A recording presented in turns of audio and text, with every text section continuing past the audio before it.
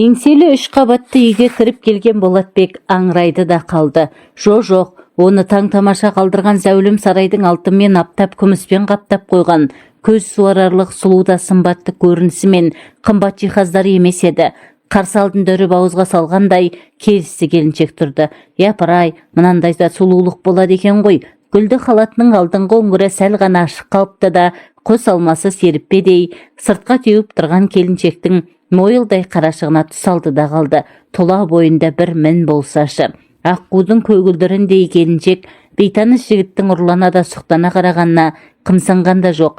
Қайта қарай түс, тіміскелене түстегендей әнтек жымиып, тостағандай көздерін төңкеріп, сүйкімін арттыра түсті. Ол не үшін келдіңіз деп сұрамады да, тап қазір өзінің осы бір ерке болмысты тұрысының үстіне бөтен еркек кіріп келетінін күткендей, екі көзді боталап Болатбекке қиыла қарады. Болатбек не үшін келгенін айта алмай тұтықты да қалды. Сізге мынаны Басекең беріп жіберді, деді. Әлден соң есін зорға жинаған Болатбек не үшін келгенін есіне түсіп, келіншек сыңғырлап кеп күлді. Күлкісі күміс қоңыраудың сыңғырындай жүрек қытықтайды екен. Сіз Талқанбайдың жаңа шопырысыз ғой, деді. Райы да шырайы да келіскен келіншек оның тұла бойын тінтіп қарап шығып. Иә, жаңа ғана қоңырау соқты. Қолыңыздағыны мына жерге қоя салыңыз. Иә, Тауаға жіберді, деді Болатбек сөзін қайта пысықтап. Ол келіншектің күйеуі неге Талқанбай деп тұқыртып атап тұрғанын түсінген жоқ. Жұмыста ғой, бастықты барлығы да Тауаға деп атап, алдында құрақ ұшады. Сонда келіншегі оны неге Талқанбай деп тұр.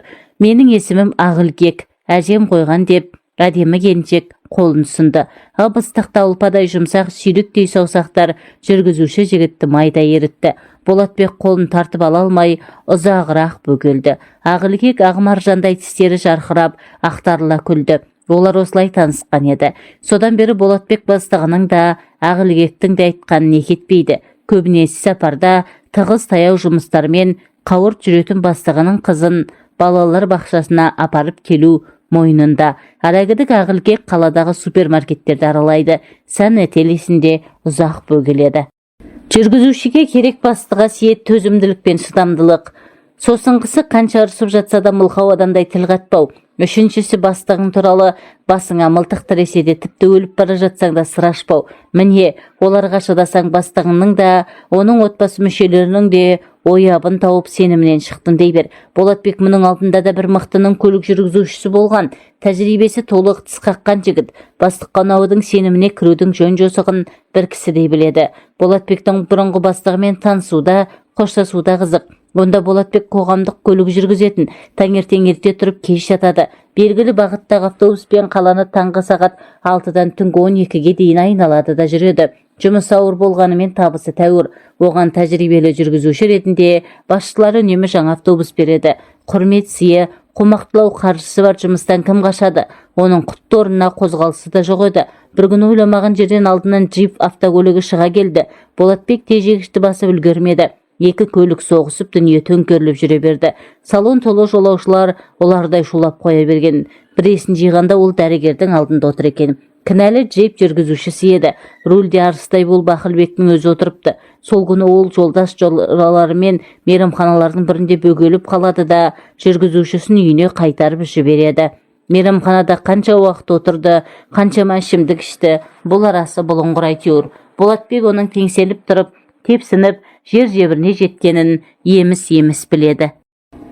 Қалай дегенде де аққа құдай жақ, жол көлік апатының қалай болғанын көргендер бар, жолаушылар бар. Ақылбектің рульге ие бола алмай көлігі мен автобусқа өзі келіп соқтығысқанын бұлтартпас дәлелдермен мойнына қойып берді. Бірақ Ақылбек алдырмайтын да шалдырмайтын да жуан ортаның жолбарысы болып шықты. Не керек? Ол өзің де Болатбекті де тығырықтан алып шықты. Оған себеп Болатбектің бір сөзділігі. Ол ішкі істер басқармасының тергеушілері, анықтаушылар алдында да сот отырысында да кінәлі менмін деп тұрып алды. Жоғарыдағылар үшін бір кісінің апат салдарынан о дүниеге аттанып, бір келіншектің түсік тастап, 2-3 адамның аяқ қолы сынғаны бұйым болыпты ма? Ақылбек судан таза, сүттен ақ болып шыға келді.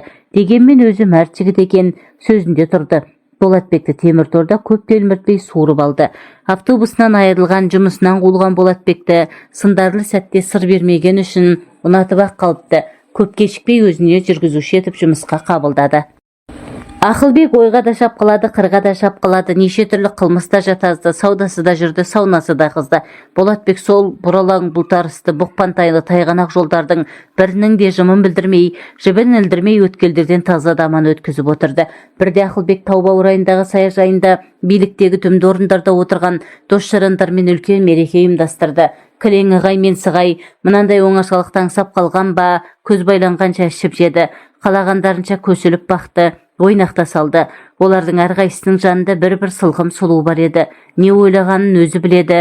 Бастығы екі күлім көзді бірге ала келіпті. Саяжайда қонып қалатын болған соң екі сылқымның бірін кері қайтаруға шешім қабылдапты. Болатбек, деді бастығы, оны қасына шақырып алып, мына қарындасты үйіне жеткізіп сал. Байқа, бір тал шашы түсетін болса менен жақсылық күтпе. О не дегеніңіз, Басеке? Былай шыға Гүлбанудың ызадан әлде қызғаныштан тызақтап келе жатқанын аңғарды. Өйткені Басекең мұны емес оны таңдады ғой. Ішіне от түскен Гүлбану ұятты жинап қойып мұның мойнын асыла кеткен. Ішіп алғанымен бұл бой жеткен аса ажарлы еді. Ажарлы адамның даузынан албаты сөз шығады екен-ау. Жол жөнекей оның айтпағанын жоқ. Әсіресе Ақылбектің жанында қалып кеткен құрбысы жөнінде аузына келген нақтарды. Салдақы, кәззап, албасты деген теңеулер Болатбектің сөз қорынан баяғыда өшіп қалған екен. Тола бойы тітіркенді. Бір рет кездейсоқ көлік апатын жасап, жүрегі шайлығып қалған Болатбек иығына асылып рөлге жармасқан Гүлбанудан әбден ығыр болды. Бәлдене қарап бұлдана сөйлеп келген Гүлбанудың үйінің тұсына жеткенде және бір қылық көрсетті. Міне қарындас, үйіңізге де жеттіңіз деген Болатбек ойында ештеңе жоқ. Гүлбану көліктен түсе қоймады. Тіпті түсу ойына да келмейтіндей. Кенет ол жүргізушінің мойнына асыла кетті. Болатбектің мойны жыбырлағандай болды. Сөйтсе Гүлбану оны мойнынан сүйіп жатыр екен. Жігіт қыздың құшағынан зорға босады. Пәтеріме дейін шығарып салмайсың ба дейді үздігіп. Әне тиіп тұр ғой. Сіз ішке кіріп кеткенше кетпеймін. Сыртыңыздан бақылап тұрамын, деді Болатбек, азарда безер болып. Жігіт емес екенсің, шығарып салуды да білмейсің. Гүлбану темекі тұтатты. Қорықпаңыз, жеп қоймаймын. Үйге түсіңіз. Олар саяжайда сайран салып жатқанда біз немене сыбағадан құралақан қаламыз ба? Болсаң енді өкінбейсің, деді Гүлбану мұның қолынан тартып. Шошақай қыздың шолжаң қылығына мезі болып келген шопыр мына арсыздықты естіп бойын тартып алды. Жоқ деп тартынды ішкі бір аумақты бастықтың көлік жүргізушісі. Кешіріңіз, мен асығыс едім. Уақытта бір талай болып қалды. Үйде отбасым күтіп отыр. Сенің отбасың бар екен ғой. Қалай есіме түспеген, деп күлді Гүлбану. Болатбек тосылып қалды. Мына бой жеткен не деп тұр? Есіне түскені несі? Мен оған қашан отбасылымын деп едім, деп ойлады. Сен саяжайда сайран салып жүргенде келіншегің етегіне намаз оқып отырмаған шығар, деп сықылықтап күлді Гүлбану. Болатбек тіксініп қалды. Сен оған тіл тигізуші болма, ол сен сияқтылардан емес, деп тарс кетті Болатбек. Сонда кім сияқтылардан? Білеміз ғой әйел атаулыны. Әсіресе сен сияқты күні-түні бастығының қасынан жетім қозы сияқты жалбақтап қалмайтын жүргізуші сымақтардың келіншектері екі көзі төрт болып босқа жата қоймас. Сондықтан бүгін оны ұмыта тұр. Мен саған әдемі түн сыйлаймын, деді аярланып. Болатбектің қаны басына шапты. Мұндай қорланбас. Ол енді Гүлбанумен кермалдасып тұруды артық көрді. Мына азғыннан іргемді аулақ салайын деп ойлады да Гүлбануды көліктен сүйреп шығарып есікті тарс жапты. Өзің бір есің жоқ, дән дұрыс көгме екенсің, жындыбас. Бар кет, мәз боламын дейсің бе? Келіншегіңнің өзгемен тояттап жатқанның үстінен түсерсің. Осы ма еді күткенің, деп Гүлбану түнгі аспанды жаңғыртып дола шумен айғайға басты. Бәледе машайық қашыпты деген бар. Болатбек мына дүлейден құтылғанша асықты. Ажарлы деген бой жеткен мұнша ашулы, азғын ойлы болар ма? Болатбектің үйге жеткенше қаны тасып, миы солқылдап келді. Ол көлігін қаңтарып, үйіне көргенде бөлмесінде алаңсыз ұйықтап жатқан жарын көрді. Балаларының бетінен сүйіп, сүйіктісінің жанына келіп жантайды. Келдің бе, деп Зағипа бері бұрылып жатты. Болатбек көпке дейін дөңбекшіп ұйықтай алмады. Арада 2-3 күн өткенде сыртта жігіттермен темекі шегіп тұрған Болатбекті бастығы шұғыл шақыртыпты. Тағы бір жерге жұмсайтын болды ғой, деп темекті қолын күл қоқыс салатын жәшікке тастай салып, алып ұшып жеткен бұны Ақылбек ақиланып, елірме, ожар мінезбен қарсы алды. Болатбек оның тап осылай жарылғалы тұрған сыздауықтай сызданып тұрғанын алғаш көруі, көздері